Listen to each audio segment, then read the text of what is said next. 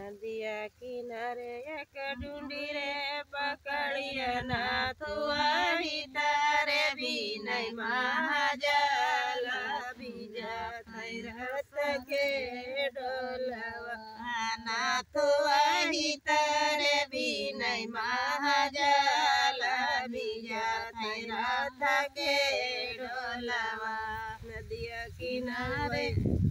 वही पार से दुर्गा मैया पुकारे नाथु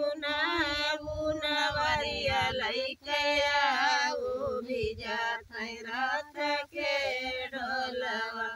काहे के नाथु प्रचार पार नाथु काहे बिनाऊ महाजाल बीजा रथ के डोलवा की मैया प्रचार भार मातरे समागनाऊ महाजाल बीजा रथ के डोलवा मातरे समागनाऊ महाजाल बीजा रथ के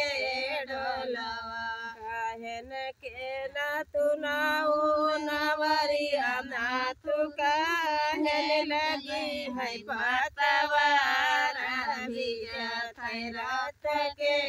डोलवा काठन के माता नाऊ नवरिया माता काठे लगी है पतवार बीजा रथ के डोलवा माता काठे लगी है पतवार बीजा रथ के डोलवा।